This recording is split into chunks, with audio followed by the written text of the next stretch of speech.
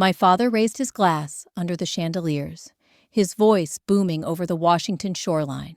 Carter Dynamics has been sold. $68 million. And Emily, he turned, eyes cutting through the room. You get nothing. The hall went still. Forks froze mid-air.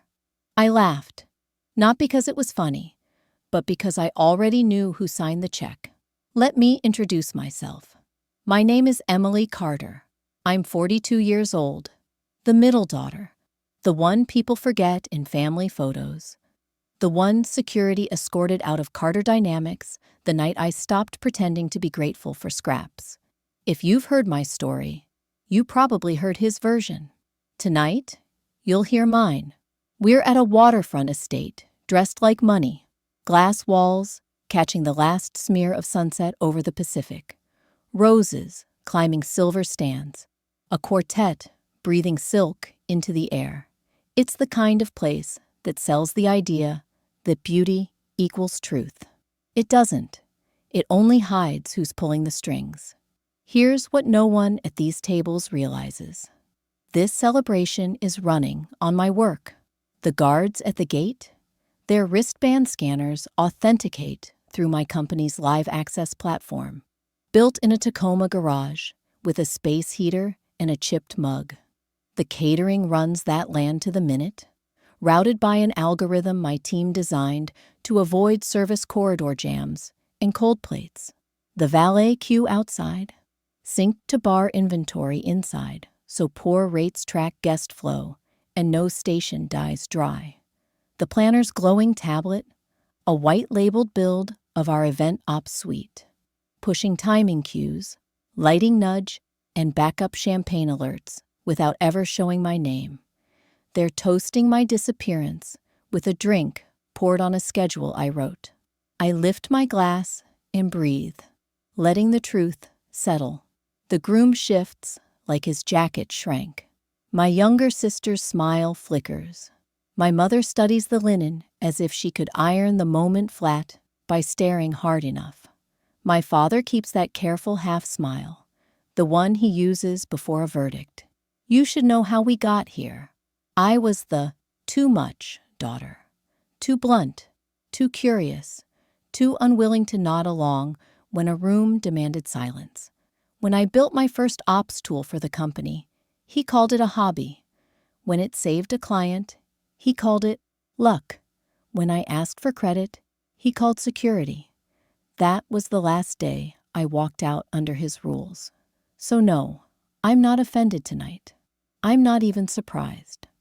I outgrew humiliation the day I realized I could build a system no one could see, but everyone would need. That's what power looks like when you've been trained to disappear. Invisible, essential, and already in the walls by the time they notice. A waiter stalls, unsure if he should pass between me and the head table. You're fine, I tell him, and he slips by, tray steady, timing perfect, because the system keeps him on tempo. The quartet glides back into the refrain. The ocean pushes against the pilings like an old metronome. Everything moves the way I designed it to move. I face my father. His eyes say he expects a scene. I don't give him one. I give him clarity. Congratulations, I say, even, not unkind. The crystal in my hand catches chandelier light. A dozen phones catch me catching it.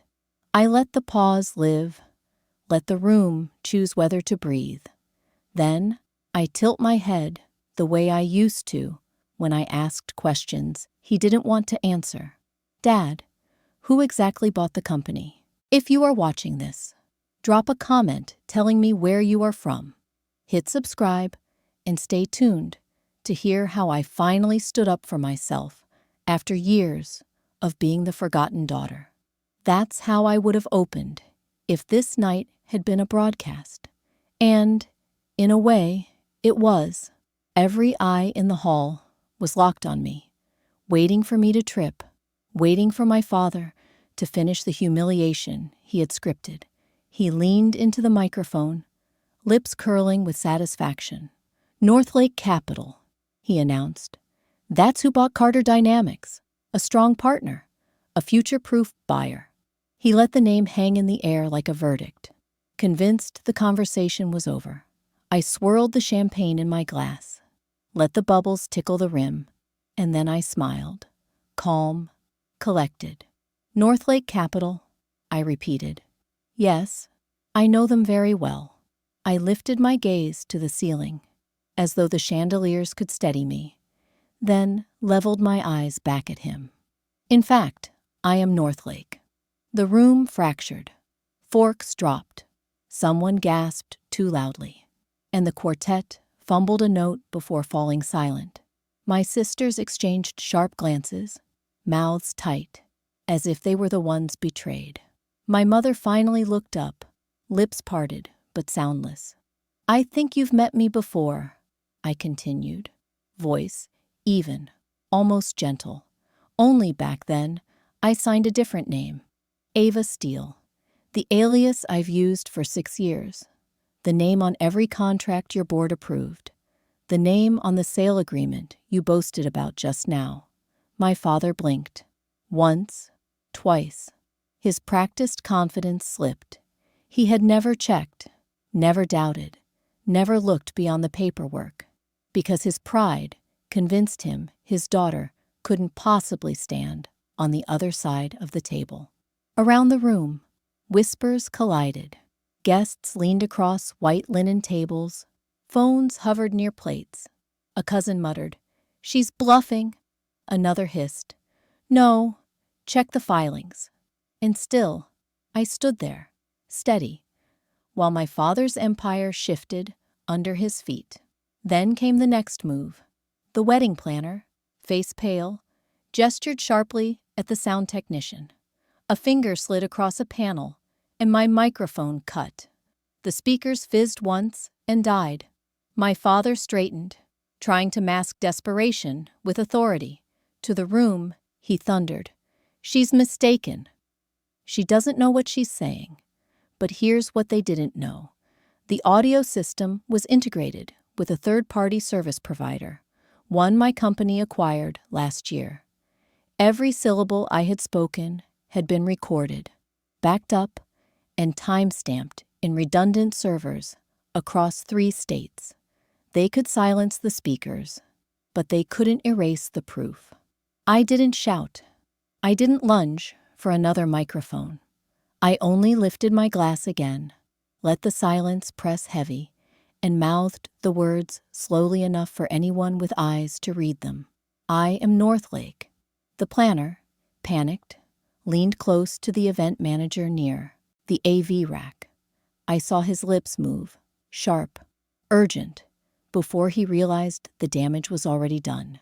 His eyes flicked to me, wide with fear, then to my father, then back again.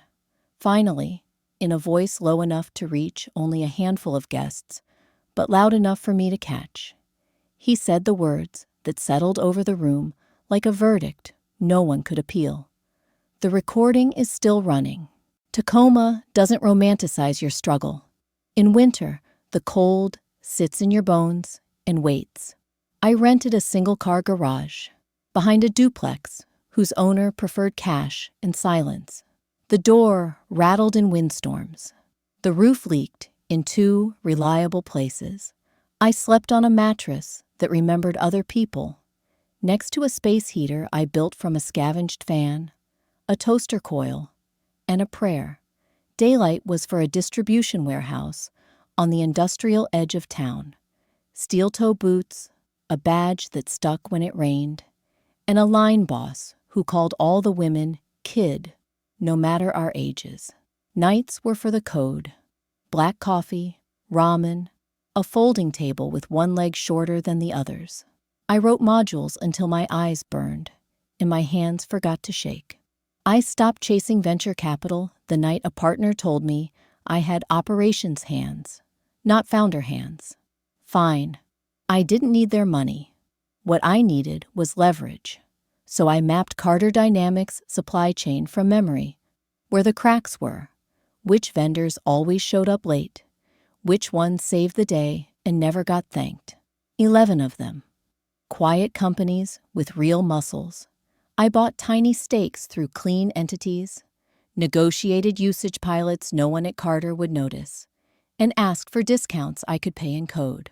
I listened more than I talked. When they told me their pain, I rewrote my tools to carry it. I wasn't building an app. I was building bones. Cash was tight, but I knew my numbers. I gave myself a rule. If the runway ever fell below 3 months, I would shut everything down, get a second warehouse shift, and start over. It never did. Every small contract extended the clock. Every reliable deliverable bought the next week of oxygen. I had no board. I had no keynote. What I had was a whiteboard, smudged to fog, and a stack of spiral notebooks with torn covers. Inside them, rotes, contingency tables, failure modes, and the quiet arrogance that I could doubt one problem at a time. Then the envelope arrived. No return address. Manila, creased. I almost tossed it with the flyers and late notices. Inside, a printed letterhead from an outside law firm that handles compliant whistleblower submissions, and an encrypted link with a unique code. The note was one sentence. For Miss Carter, please pass to counsel if you have counsel. I borrowed a friend's conference room at a co-working space and opened the file on a machine we wiped first. 4 minutes of audio, the kind of room you can hear. Soft walls, a big table, ice clinking once in a glass. 2 voices, my father's and another man I recognized from photos in trade magazines, a strategic partner who smiles with his gums. They weren't discussing product or risk or the weather. They were discussing me, not as a person, as a tool. Use the old record, the partner said, bored, like ordering lunch. She had a payroll stub at 17. There's enough data to spin an access profile if we keep it internal. My father's voice, measured, careful. It needs to be invisible. If we can dilute the ESOP pool under her name, we can clean the cap table before any sale process. Don't wake her. Don't wake her. I paused the audio and tasted metal. Then I hit play again and made myself hear all of it. The plan to open an internal account, the verbal nod to temporary custodial control, the assumption that my absence made me convenient. They framed it as housekeeping. They framed me as housekeeping.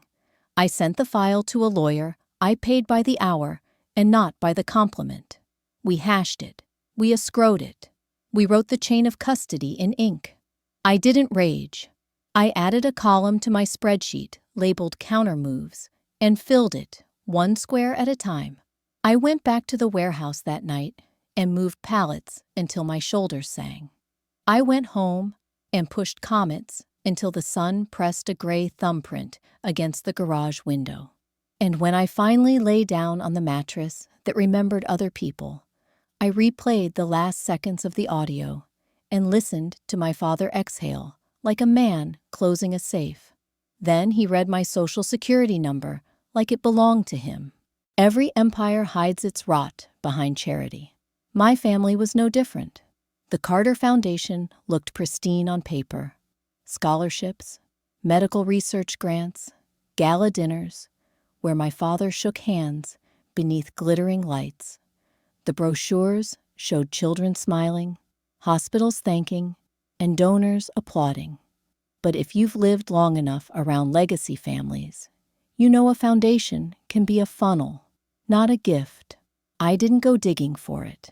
It landed in my lap through a compliance audit tied to one of the vendors I had quietly acquired. The numbers didn't line up. Wire transfers, labeled as educational stipends, routed through shell suppliers that didn't exist, at least not in any meaningful way. What stopped me cold was that 3 of those names, 3 of the supposedly independent vendors billing the foundation, were mine. Subsidiaries I controlled through layers so clean, even my lawyers needed a map. I hadn't billed them. Someone else had. Someone inside the foundation had fabricated invoices to my companies, expecting no one to question the line items. They were siphoning charitable funds under my banner, assuming I was too invisible to notice. It was a perfect metaphor for my family. Erase me in public, exploit me in private. I hired an independent forensic accountant, a woman with no ties to Carter Dynamics, no patience for pedigree. Within 3 weeks, she came back with a report. The foundation had bled nearly $2 million into ghost vendors over 5 years. Half of those vendors were fronts. The other half were companies I legitimately owned, piggybacked without consent. I remember staring at the spreadsheets, my name glowing back at me in corporate registrations I had filed, and feeling that familiar mix of anger and clarity. They were willing to launder even charity through the shadow of the daughter they disowned. I could have gone to my father directly. I could have stormed into the foundation offices, waved the report, demanded an explanation. That's what a child still seeking approval would have done. I wasn't that child anymore. Instead, I drafted a letter, not to him, not to the board stacked with golf partners and sorority friends, to the Attorney General of Washington State Charities Division. The language was precise.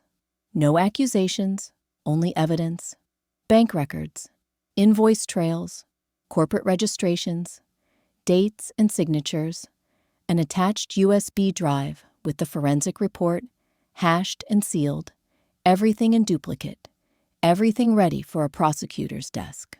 And here's where the question turns to you. When the truth you carry can humiliate the people who once raised you, what do you do? Do you protect their pride, or do you protect the strangers whose donations they exploited? Do you stay silent because blood says you should, or do you speak because silence makes you complicit? I didn't debate long. Silence had been their tool, never mine. The next morning, I walked into my attorney's office, a modest space above a downtown coffee shop. He cleared a stack of case files, and I set the envelope down on the polished wood. Heavy paper, inked signature. Across the front, in bold black letters, were 4 words that would turn my family's philanthropy into evidence. AG, Charities Division. I didn't come to rip the band off the wound in front of 100 guests in a rented string quartet. Spectacle is my father's love language, not mine. I prefer paper, timestamps, and people who sign their names where they can't take them back. So while the reception hummed under chandeliers and the ocean pressed its cold shoulder into the pilings, I stepped into a side corridor near the service door and opened a secure chat with HR. Freeze Tyler's corporate access at 7 a.m., I typed. Email and SSO. Payroll pending review. Whole benefits changes. Do not trigger tonight. The reply came back in seconds. Scheduled. I added the outside counsel thread, attached a short memo with citations, and closed my phone. Back in the hall, the band had shifted to radio-friendly jazz.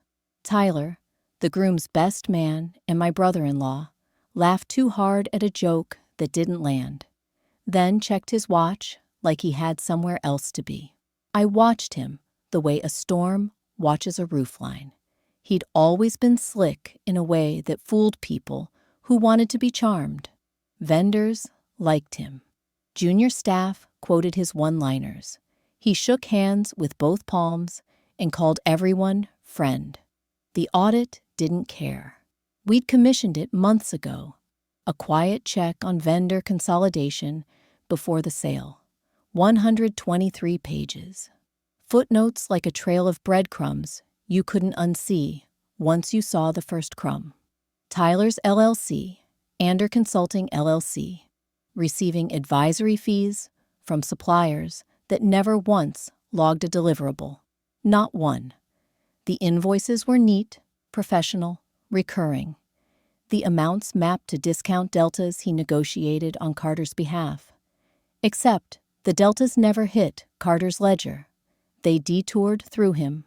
Our forensic accountant had colored the flow like a transit map. Vendor A, Tyler's LLC, an account at a boutique bank. A transfer to a brokerage that loved golf photos and bad passwords. In 6 quarters, $3.4 million moved that way. Slow and careful, like he thought smaller bites would keep the beast asleep. I remembered the day he married my sister. He toasted family first, while winking at my father like he'd joined an exclusive club. Maybe he had. Maybe the dues were just deniability. I didn't walk to the dais and read page numbers into a microphone. I didn't slap down exhibits or call anyone a thief. I stood near a window where the night threw back my reflection, and I let the machine I'd built work.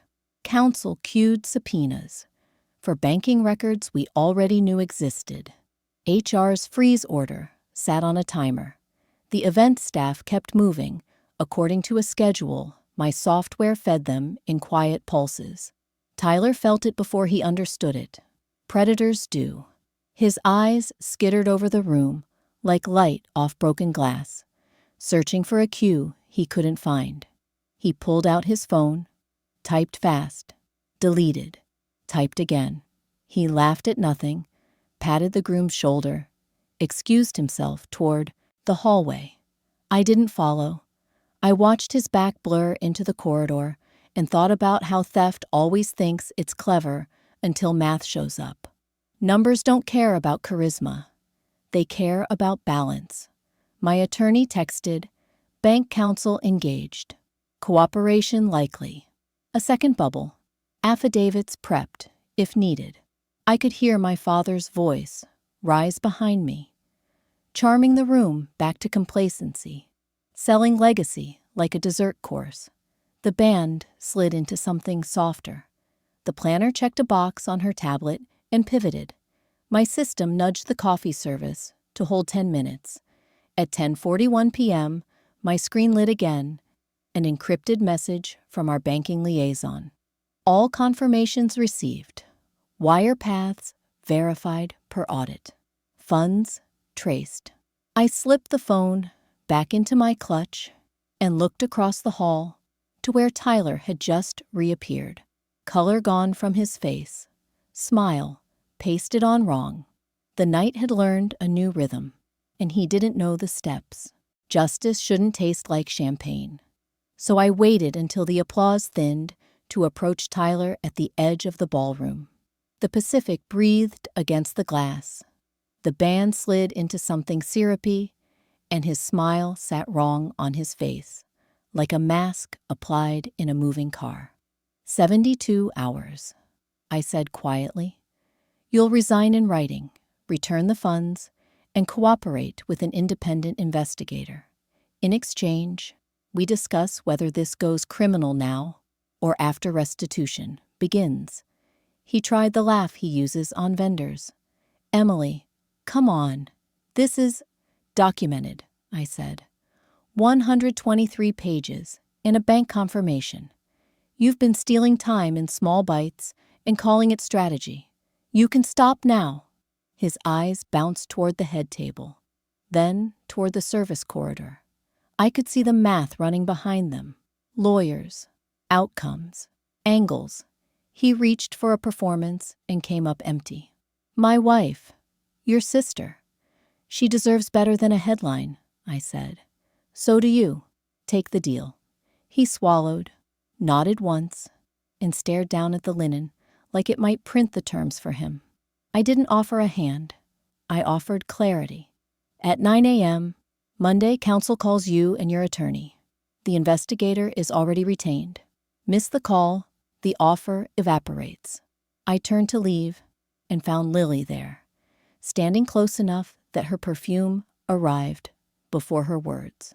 Her makeup had softened in the warm light, and for the first time all night, she looked like my sister, not the bride's sister. You said Northlake like you've said it 1,000 times, she whispered, Ava Steele.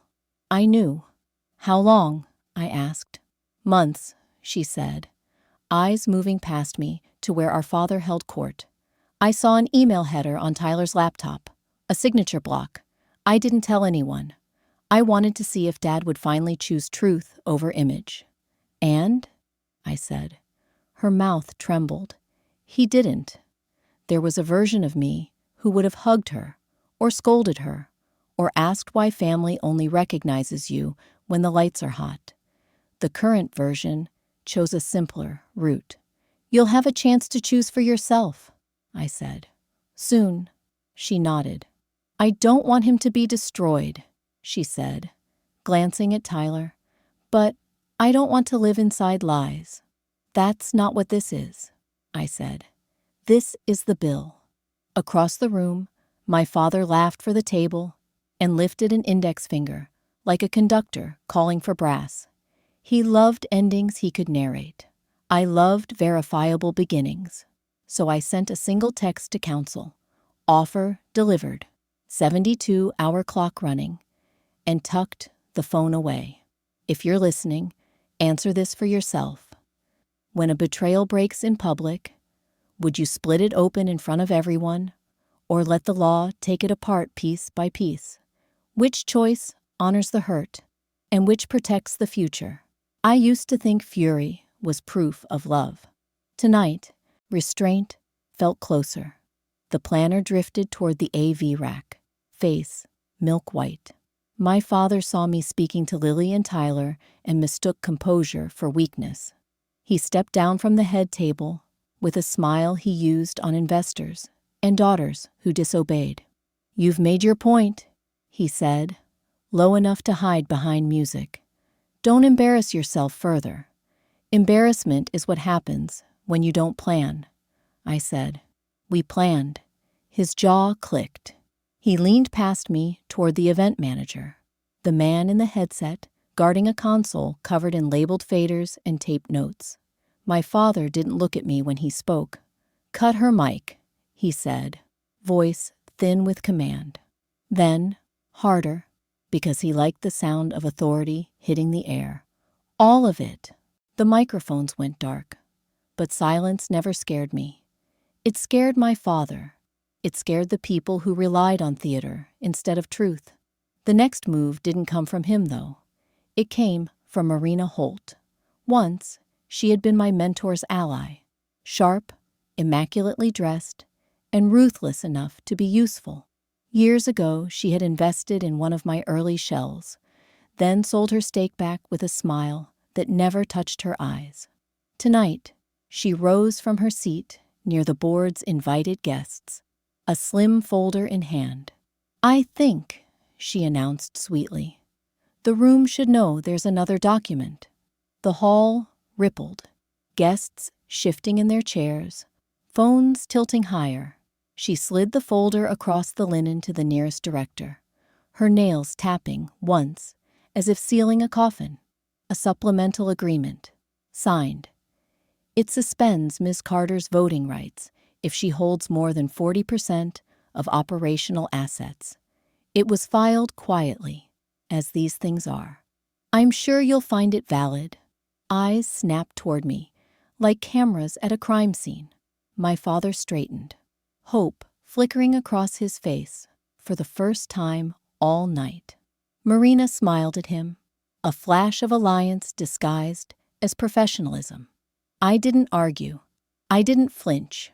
I turned to my attorney, who had been waiting with the patience of a surgeon. He opened his laptop, tapped a key, and projected a memo onto the shared board email channel, one every director subscribed to by law. The subject line was simple: Document Integrity Review, Evergreen Clause. Attached was metadata from the filing system. Every digital contract logged with a certificate. Every certificate time-stamped and validated against federal records. And the file Marina had just brandished? Revoked. The certificate she leaned on had been terminated the year before. Flagged for misuse, scrubbed from validity registries, and marked as expired, do not use. Her secret amendment was a counterfeit dressed in real letterhead.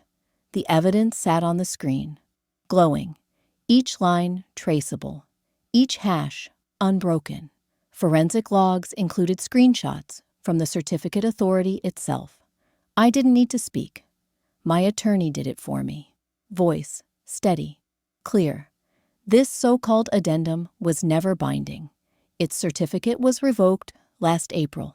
Any reliance on it constitutes fraudulent interference with governance. Gasps ran through the room like a draft.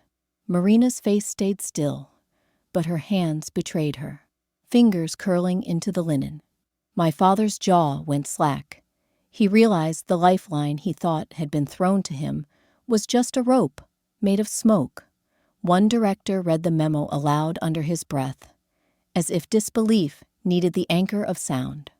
Another scrolled through the metadata, nodding slowly. The third simply looked up at Marina and shook his head once. Curt, final. On the board's email thread, 3 notifications pinged in sequence. Received, received, received. The thread locked into the archive. Legally immutable.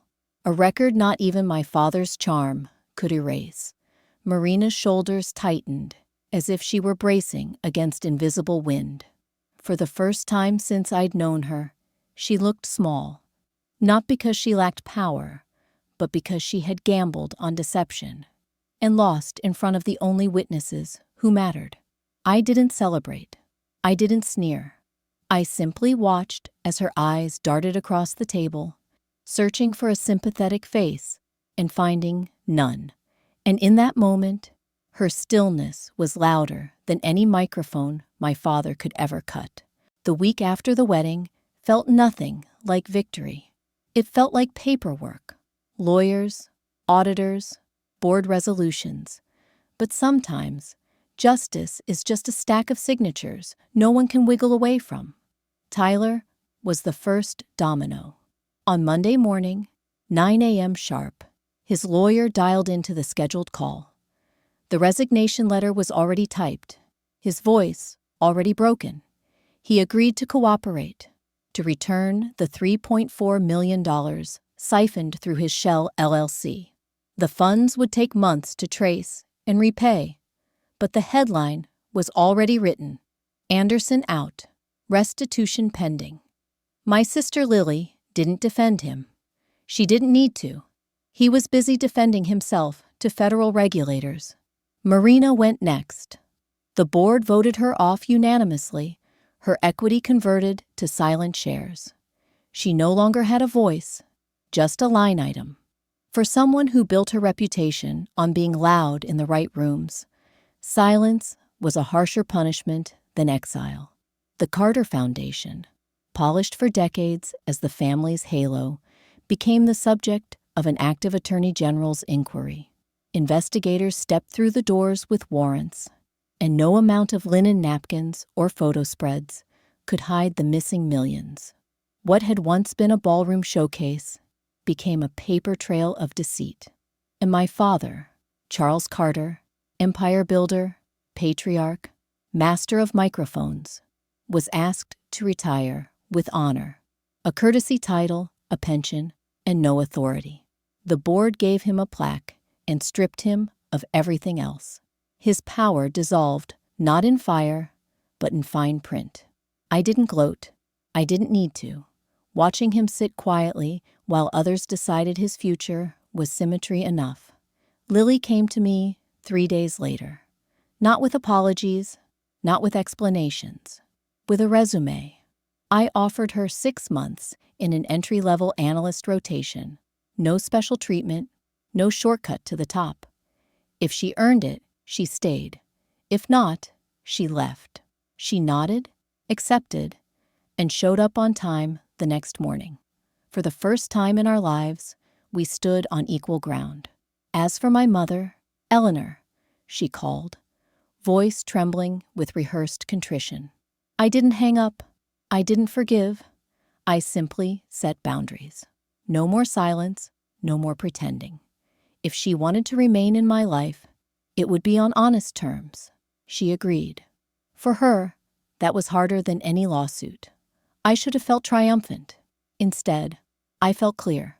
Revenge is sharp, but fleeting. Power feels solid, but even that shifts.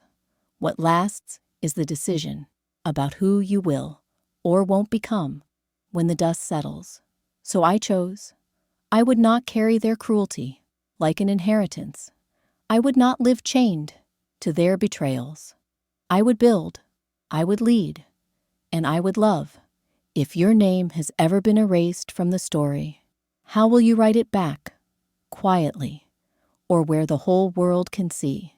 Because here is the lesson I learned standing in the ruins of my father's empire. Holding hatred only makes you resemble the people who broke you. It carves their features into your own reflection. Only love for yourself, for truth, for the life ahead, sets you free. Only forgiveness opens the door. I closed the file on my father's company and opened a new one under mine. My story didn't end in revenge. It began in freedom.